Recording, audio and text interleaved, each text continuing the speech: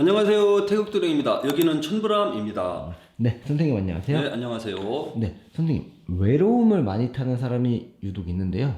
네, 그렇게 유독 외로움을 많이 타는 사람들의 좀 특징은 어떤 게 있을까요? 일단은 여기 PD님께서 질문하신 거는 이제 근본적으로 항상 언제나 좀 외롭게 사는 사람의 아주 해당이 되는 그런 사례라고 저는 이제 받아들인다면은 주변 사람들하고 소통을 제대로 원만하게 못 한다는 거예요. 주변 사람들이랑 소통과 대인관계가 원만하게 이루어지지 못한다는 거는 일단은 좀 그 사람 자신이 조금 성격적으로 문제가 있을 수도 있죠. 물론 자기가 선택을 해서 외로운 인생을 선택을 해서 일부러 외롭게 살아간다면 그거는 뭐 아주 좋은 거죠. 왜냐면 선택을 해서 외롭게 사는 거니까. 예를 들자면 돌을 닦기 위해서 산속으로 혼자 들어가 있는 분들, 도인들, 그분들은 외롭잖아요. 도 닦아야 되고 외롭고 고독하고. 예를 들면은 뭐 그 아주 몇 년 전에 그 열반하신 법정 스님, 그분은 큰 절 같은 데서 뭐 다니면서 얼마든지 수행도 할 수 있지만 항상 그 절 근처에 딸려 있는 외딴 운막집 같은데 외떨어져 있는 집 같은 거 수리하면서 거기서 기거하면서 소유하지 않고 없는 거 버리는 거를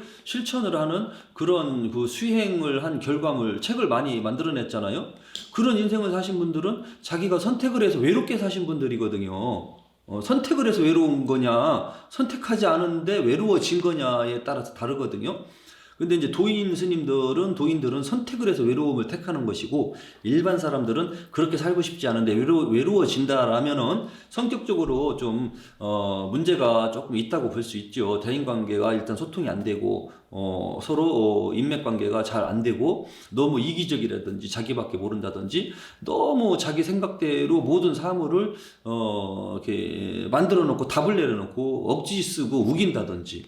그럼 이제 반대로 너무 자기 주장도 못하고 우유부단하게 끌려다니기만 하고 그러다 보니까 이제 사람들한테 상처만 받고 뭐 이용만 당하고 그렇게 하다 보면 이제 사람에 대한 배신감, 상처를 갖다 보니까 트라우마에 걸리다 보니까 사람을 못 만나게 되고, 그럼 저절로 자기가 혼자 피해봤다는 그런 생각 때문에 외로워질 수밖에 없죠. 그냥 결론적으로 말씀드리자면은 외로운 사람들의 특징은 사람들이랑 이 사람이 똑똑하든 뭐 조금 약간 덜 이렇게 현명하든 사람들이랑 소통을 잘 못하고 지내는 사람들이 외롭게 사는 것으로 이렇게 좀 분류가 되더라고요.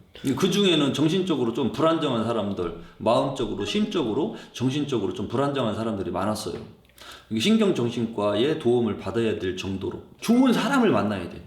좀 희생을 하면서 그 사람을 좀 이렇게 보다듬어주고 이렇게 좀 쌓아주고 하면서 이거를 좀 이제 치료해줄 수 있는, 심리적인 치료해줄 수 있는 그런 선생님 같은 인물들, 그 사람이 제일 필요한 거예요. 평소에 좀 우울하고 외로움을 많이 타시는 분들이 많을 텐데 그런 분들은 조금만 노력하셔서 좋은 사람을 만나서 좀 그 외로움에서 벗어날 수 있으면 좋겠습니다. 네, 맞습니다. 네, 알겠습니다. 오늘도 좋은 말씀 잘 전해 듣고 가겠습니다. 네, 감사합니다. 감사합니다.